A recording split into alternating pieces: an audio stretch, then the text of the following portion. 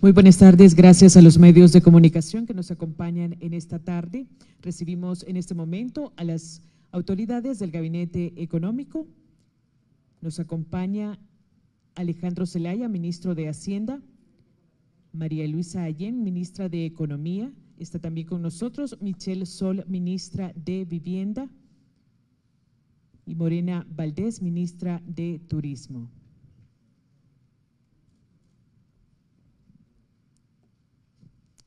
Queremos agradecer a los medios de comunicación su asistencia y solicitarles colocar sus celulares en modo silencioso durante la conferencia de prensa.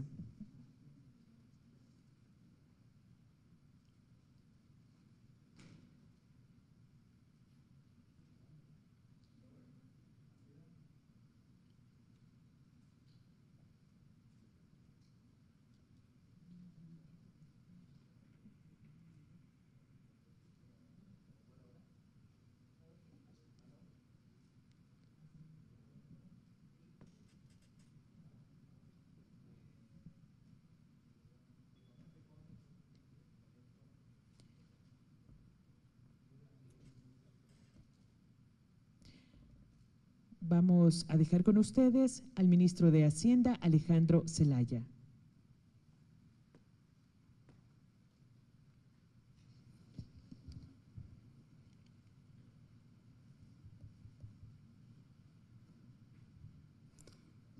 Muy buenas tardes, amigos de la prensa.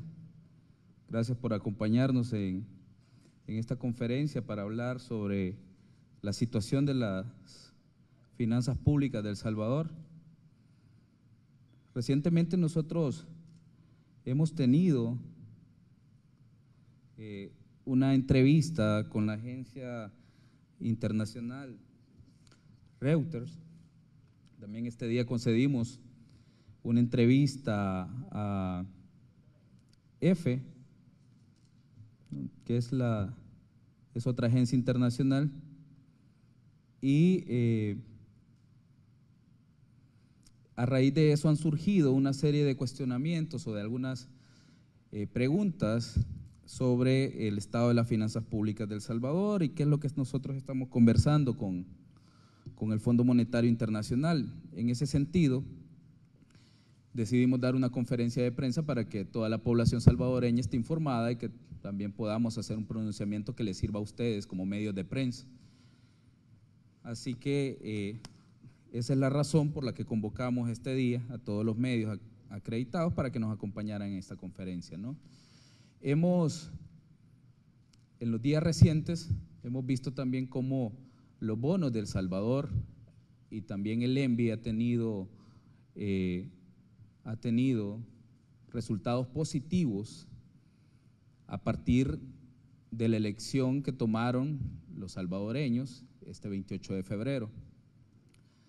En la elección del 28 de febrero, El Salvador le otorgó una mayoría calificada con probabilidades de llegar hasta los 60 diputados todavía, de acuerdo a los resultados del escrutinio preliminar y de acuerdo a las proyecciones que el partido Nuevas Ideas ha realizado, muy cercano a los 60 diputados, lo cual le permitiría al presidente Bukele tener los consensos necesarios para aprobaciones en la Asamblea Legislativa. ¿De qué tipo de aprobaciones hablamos? Nosotros hemos dicho siempre que hay que dotar de una reforma integral de pensiones a El Salvador, al Estado salvadoreño, que tenga 3 ejes fundamentales, por ejemplo, que beneficie en un primer momento al cotizante, algo que nunca se ha hecho con esa visión en el país, en un segundo momento al Estado y en un tercer momento pues a los actores que pudieran estar administrando los fondos de pensiones. Esa es la premisa básica para una reforma integral de pensiones en El Salvador, pero que nunca se ha podido realizar porque no teníamos tampoco los consensos en la Asamblea Legislativa. Entonces, este tipo de consensos estarían ahora mismo cuando asuma la nueva Asamblea a partir del 1 de mayo, y esto ha generado muchas expectativas en los mercados internacionales, de tal suerte que, como dije, nuestros eurobonos y también el el ENVI ha también tenido un comportamiento positivo en los últimos días.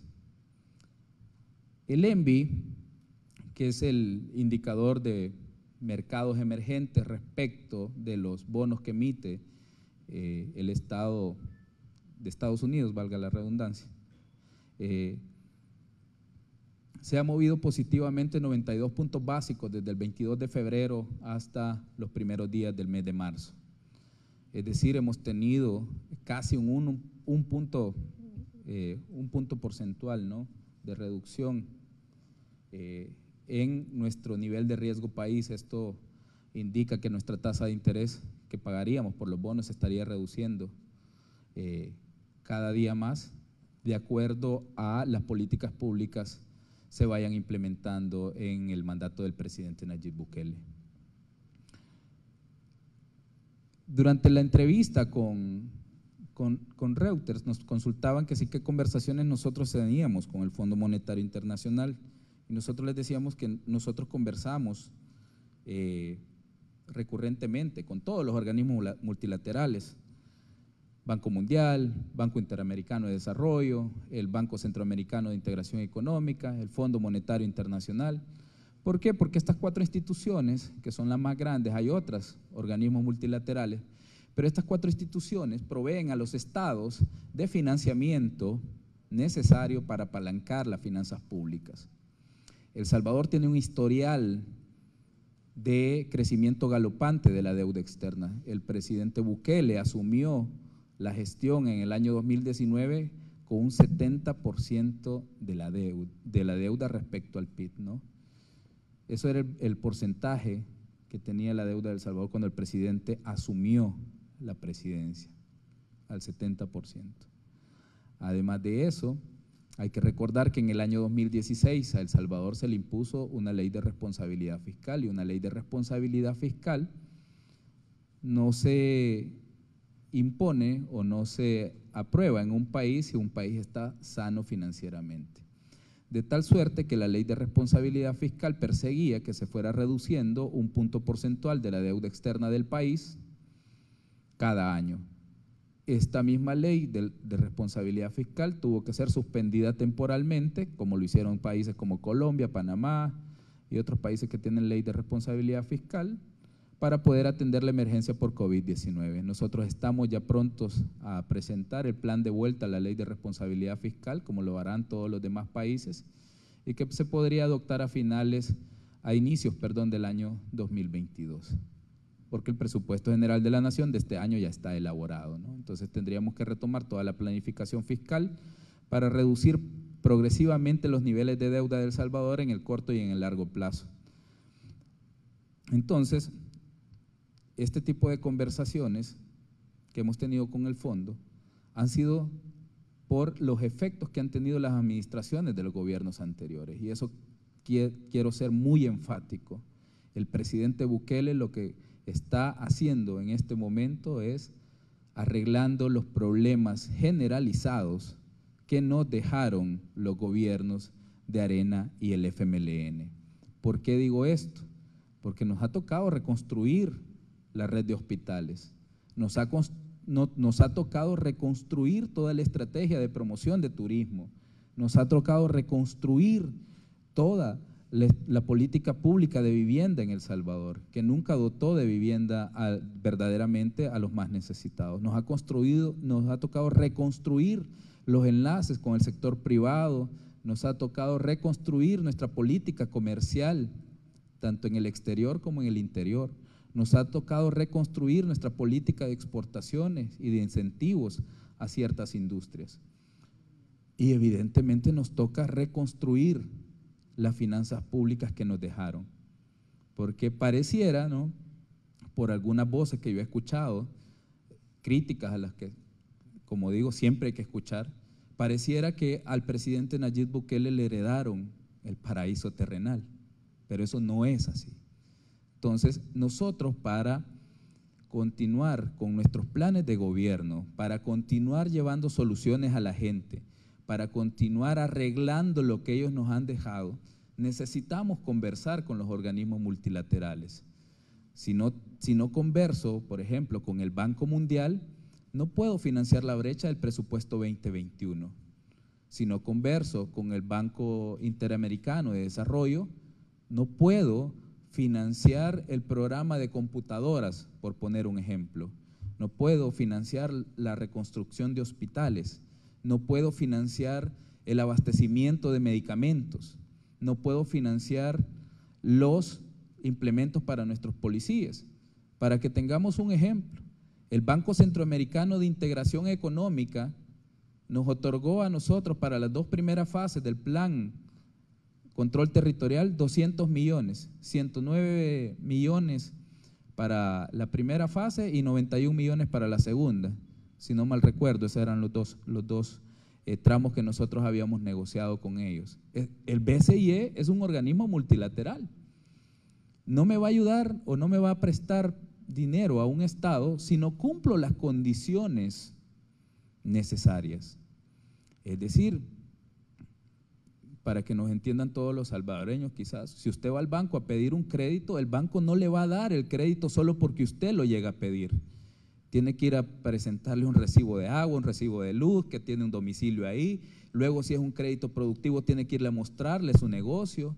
El banco va a inspeccionar su negocio, después de haberlo inspeccionado, sabe que hay una necesidad de financiamiento y le dice, sí, bueno, entonces ahora hacemos corrida financiera y se empiezan a revisar flujos de efectivo, ventas proyectados, estados de resultados, balances generales proyectados, la planilla, empiezan a revisar cuáles son las políticas de venta que tiene la empresa. Pues un Estado es muy similar a lo que sucede también con un individuo a la hora de ir a solicitar créditos. En el pasado se han hecho un mal manejo de las finanzas públicas. Nosotros hemos sido lo más transparentes que hemos podido, hemos tratado de dar toda la información necesaria en el momento en que la gente nos ha pedido, y si cuando no le hemos tenido, le hemos preparado y le hemos llevado. Creo que es importante aclarar que necesitamos el acompañamiento del Fondo Monetario Internacional para apalancar las brechas presupuestarias de los años 2021, 2022 y 2023, que serían los que están dentro del acuerdo con el fondo. ¿Y por qué necesitamos el acompañamiento del Fondo Monetario Internacional?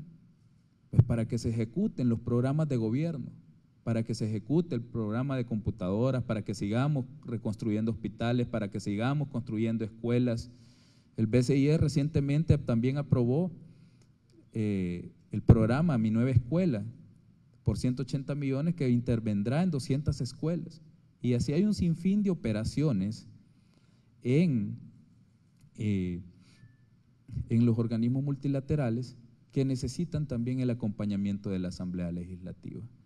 Entonces, el Fondo Monetario Internacional anunció a los inversionistas que tenía optimismo en la proyección y en la planificación estratégica de la economía que estaba haciendo el gabinete del presidente Bukele. Eso impacta directamente en el comportamiento de los bonos. Y luego de estos anuncios de que el Fondo Monetario y otros organismos multilaterales eran optimistas con nosotros, luego de estos anuncios, el pueblo salvadoreño se encargó de consolidar ese optimismo y otorgó más de la mayoría calificada para que se puedan tener los consensos necesarios. Ahora, ¿qué es lo que pasa? Algunos van a decir, bueno, tienen ahora mayoría calificada y pueden hacer lo que quieran en el país. No, para nada. El gobierno de la República es un gobierno responsable y ha dado muestras de ello.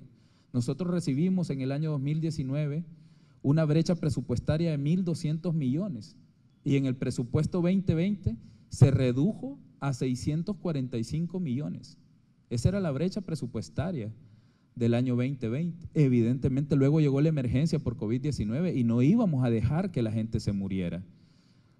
Y para no dejar que la gente se muriera, entonces tendríamos que atenderla en nuestros hospitales, que tocó reconstruir, que eso es recurso. Había que comprar más oxígeno que no habíamos proyectado comprar, eso es recurso económico también. Compramos alimentos para entregar en la casa de cada habitante, en cada hogar de El Salvador, paquetes alimentarios durante la emergencia por COVID-19, que se siguen entregando, porque algunos de los empleos perdidos Ya hemos recuperado bastante, pero algunos de los empleos perdidos no se han recuperado. Entonces, estamos haciendo los esfuerzos necesarios, inyectamos 1.000 millones en el mes de octubre a la economía a través del fideicomiso para la recuperación de las pequeñas y microempresas de El Salvador, y ya se han ejecutado buena parte de esos fondos. Se está reflejando en nuestros indicadores macroeconómicos al cierre del año 2020. Entonces, creo que es importante que la población esté informada de que este tipo de conversaciones en el pasado se han, digamos, satanizado un poco, ¿no? Porque quienes los han administrado han velado por los intereses de un pequeño grupo. La mejor muestra de la forma en la que el presidente Nayib Bukele está proyectando administrar las finanzas públicas de El Salvador y su política tributaria es lo que hicimos con la contribución especial a la seguridad ciudadana. La contribución especial a la seguridad ciudadana, habían dos clases de contribuciones, una que pagaban los grandes contribuyentes y una que pagaba la gente, el pueblo, es decir, con el consumo. Entonces, lo que nosotros hicimos fue reconvertir, quitar la contribución que gravaba con un 5% todas las telecomunicaciones y presentar un anteproyecto de ley que grave a aquellas grandes empresas que tengan mayores ganancias. Es decir, el que más paga debería de pagar más. Esa es la lógica de un sistema tributario progresivo y esa es la lógica que nosotros hemos seguido. Aquellos empresarios que tengan la capacidad para pagar y que ganen más dinero, evidentemente tienen que contribuir más al Estado. ¿Somos antiempresa por eso? No, para nada. Muchos de nosotros venimos del sector privado, entendemos cómo piensa el sector privado, le extendemos la mano al sector privado, conversamos constantemente con el sector privado. Sabemos que es un motor importante, que son nuestros aliados estratégicos, pero el buen sector privado, el que paga sus impuestos y el que quiere al país y el que sabe que necesita pagar sus impuestos para tener estabilidad. ¿Por qué? Porque a ningún empresario le va bien con un país sumido en la violencia. A ningún empresario le va bien con un país sumido en la pobreza y a ningún empresario le va bien con gobiernos que toleran la evasión fiscal.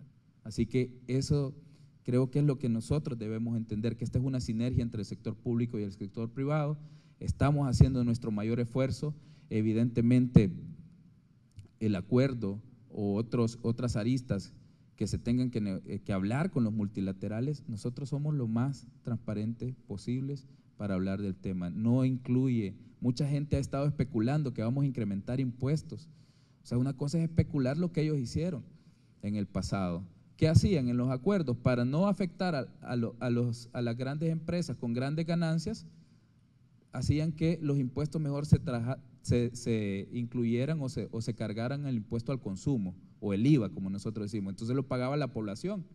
Entonces es un tema de elección para quienes gobernamos, y el gobierno del presidente Bukele gobierna para la gente, ojo, sin afectar a los buenos empresarios. A los buenos empresarios, nosotros lo hemos dicho siempre, son nuestros amigos, los llamamos, nuestra mano siempre va a estar tendida. Nuestra ministra de Economía y nuestra ministra de Vivienda, nuestra ministra de Turismo se reúnen constantemente con ellos. Yo me reúno inclusive con ellos constantemente para escuchar sus necesidades.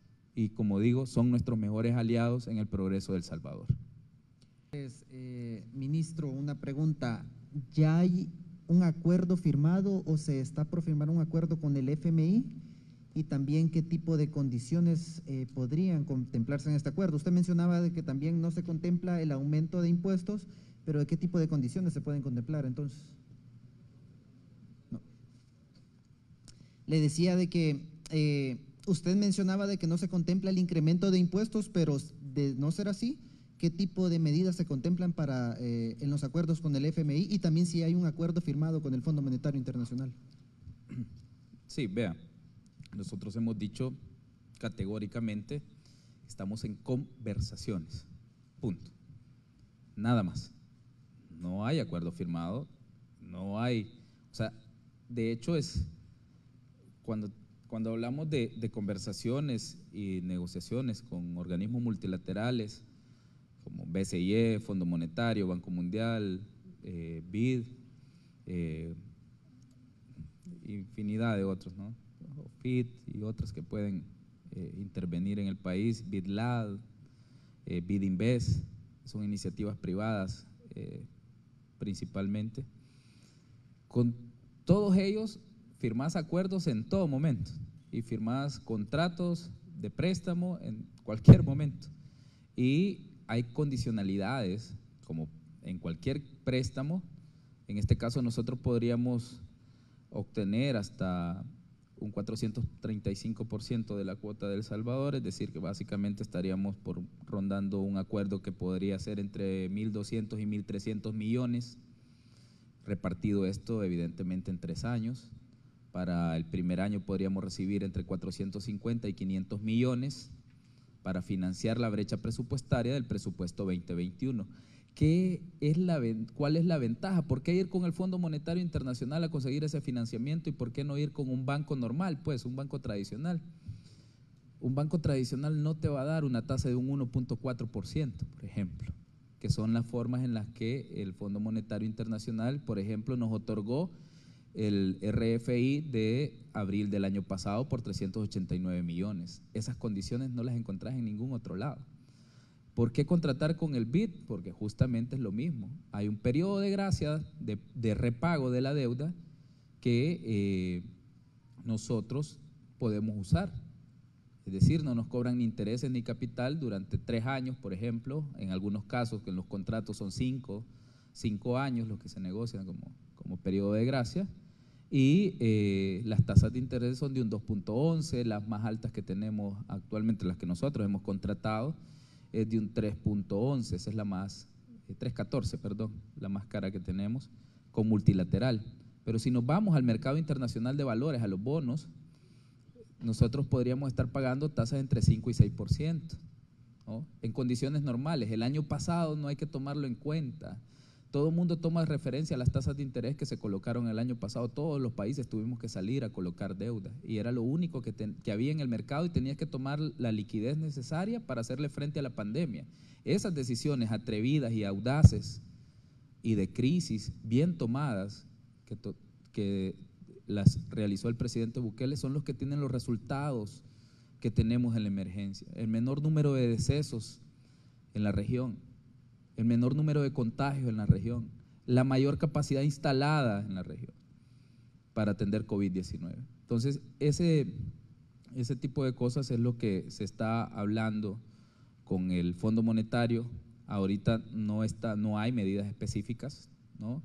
Que se puedan hacer públicas, porque una vez que realmente se pueden hacer hasta que se termine la evaluación técnica, ¿no? Y también esto pasa por revisar la relación que teníamos con la Asamblea Legislativa. Porque yo, por ejemplo, no puedo decir que mi ley de responsabilidad fiscal la voy a poner con una reducción de meta de deuda soberana de un punto porcentual por año, si en la Asamblea no voy a tener los votos para la aprobación de esa ley. Nosotros presentamos el ejemplo que yo ponía en la conferencia, ahorita en la conferencia, sobre la contribución a la seguridad ciudadana, que la habíamos elaborado de una forma que fuera progresiva, de tal suerte que el que tiene más pague más y no cargar a la gente. Ahí está durmiendo el sueño de los justos, porque esta legislatura no la quiso aprobar en noviembre del año pasado, que yo la llegué a presentar. Y ahí la tienen, o sea, hay expedientes escritos, la prensa me ha acompañado. Entonces, ellos no nos iban a aprobar ninguna de las iniciativas. Entonces era una perdedera de tiempo realmente. Así que nosotros esperamos que créditos como el crédito de desarrollo local, tampoco hablar si es afín personalmente con el presidente. Yo creo que hemos sido claros. Nosotros apoyamos lo bueno y lo que sea necesario para El Salvador y lo que sea bueno para nuestro pueblo. Así que creo que estos diputados o la configuración que vamos a tener en la nueva Asamblea Legislativa creo que van a ser más afines para el beneficio de la población. Seguimos con Maggie González de Canal 33. ¿qué tal? Buenas tardes. Mis preguntas van para el ministro Alejandro Zelaya. Dentro de estas conversaciones que han tenido con el Fondo Monetario, ellos ya les habrían a ustedes estipulado o mencionado parte de los requisitos o exigencias que deberá cumplir El Salvador para tener, digamos, acceso a estos 1.300 millones. Esa es la primera. La segunda, ustedes han reiterado en varias ocasiones que no habrá un aumento al IVA, pero impuestos como el de la propiedad, impuestos como la revisión de exenciones fiscales que también ha recomendado el fondo, ¿estarían ustedes dispuestos a negociarlas? ¿Y por qué más deuda? ¿Por qué 1.300 millones y para qué serán utilizados específicamente? Gracias, ministro. Ok. Más deuda. Sí. Bien, uno de los requisitos es, ¿no? Tengamos, para que tengan una idea, ¿cuándo surgió la institucionalidad del Estado salvadoreño? En los 80, entre los 80 y 90, ¿no? El FOSAFI, por ejemplo, ¿cuándo se creó el FOSAFI? El Fondo de Saneamiento para el Sistema Financiero, cuando se privatizó la banca, ¿no? Le quitaron todos los activos tóxicos, se los pasaron al Estado y vendieron los bancos ya sanitos. Para eso se creó el FOSAFI.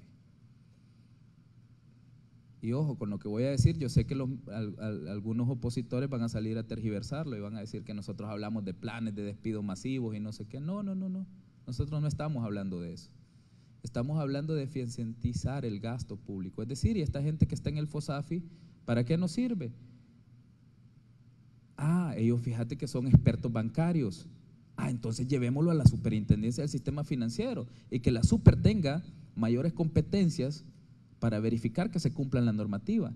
Fíjate que ellos son bien competentes y son muy buenos en temas de reglamentación bancaria. Entonces que se vayan al Banco Central de Reserva, ¿no? Ojo, el problema de El Salvador a veces, y en esto quiero que abramos un poco la mente, no es la masa laboral. El problema es los resultados que da esa masa laboral del Estado. Entonces tenemos que rediseñar la estrategia de política pública. ¿Qué nos sirve, qué no nos sirve? En los años 90 se incentivaron varias industrias. Tenemos que revisar si están cumpliendo con todos los requisitos, si las metas de generación de empleo se lograron, si también necesitamos incentivar nuevas industrias. Yo creo que aquellas industrias que cumplen, que aportan al Estado salvadoreño, deben seguir siendo ayudadas, ¿no? Pero aquellos malos, aquellos que abusan de los beneficios, aquellos que siempre están tratando de ver cómo le juegan la vuelta al Estado, creo que tampoco es posible que tengan algún beneficio. Entonces, hay varias modalidades en las que nosotros estamos hablando. Estamos hablando del ingreso, el gasto y la deuda. Básicamente esas son las tres pilares de un acuerdo, ¿no? Entonces, a nivel de ingreso, lo más fácil es hacer lo que han hecho los gobiernos anteriores o otros gobiernos: incrementen los impuestos. ¿Por qué no perseguimos la evasión fiscal, pues? En El Salvador se pierden entre 1.500 y 2.000 millones al año. ¿Por qué no implementamos factura electrónica?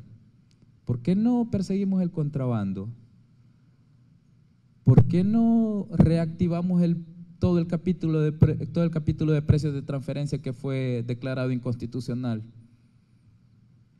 ¿Por qué nunca se volvió a redactar esos capítulos de precios de transferencia que le daban a la administración tributaria las herramientas necesarias para saber si una transacción se había hecho a precios de mercado?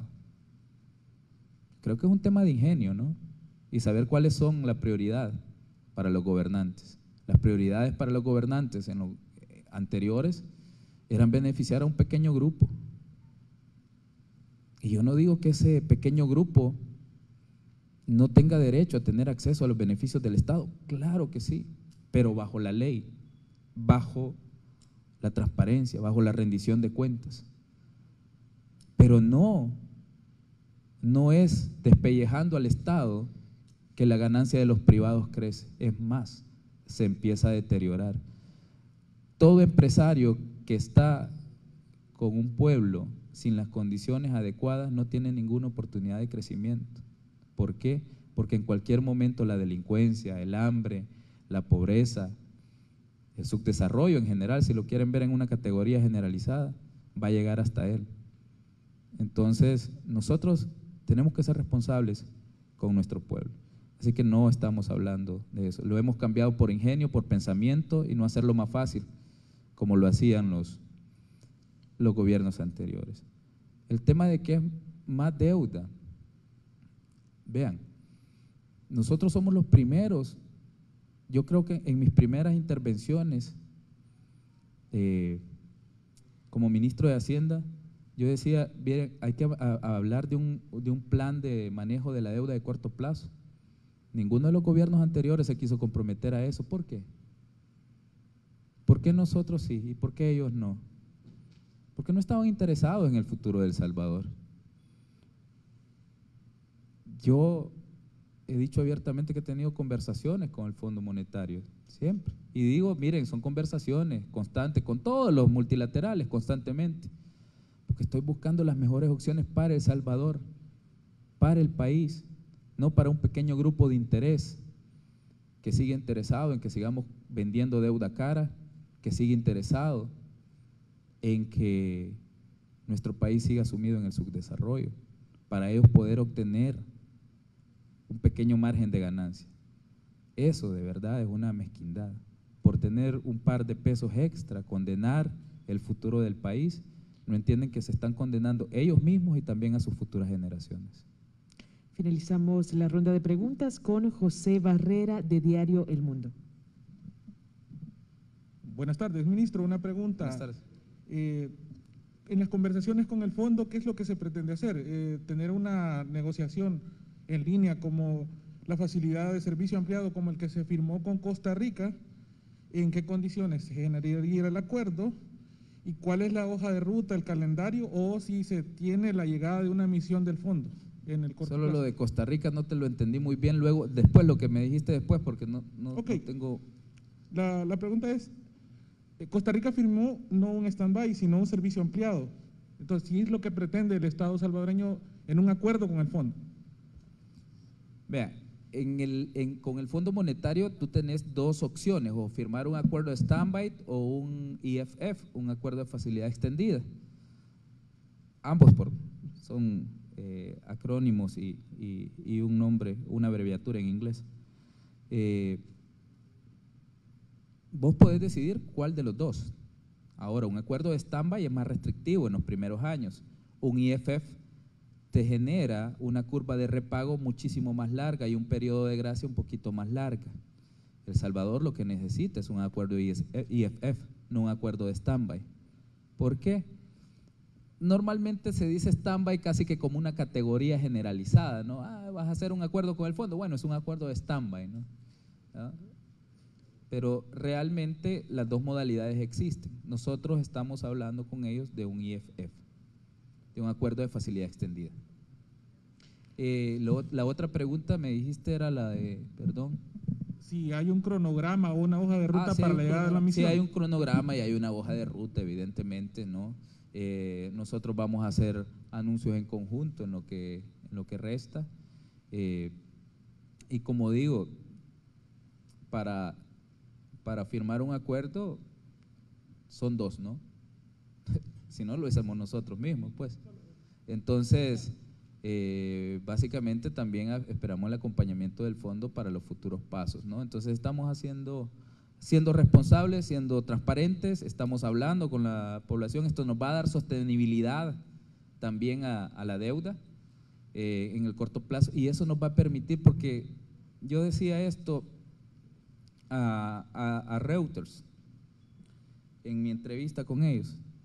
Vean, los acuerdos con los multilaterales siempre se terminan satanizando, siempre, por la forma en la que se hace.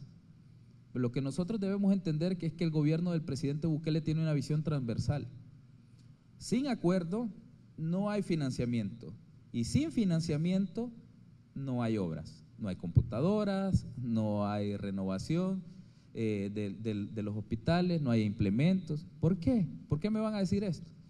porque actualmente El Salvador necesita reactivar su economía.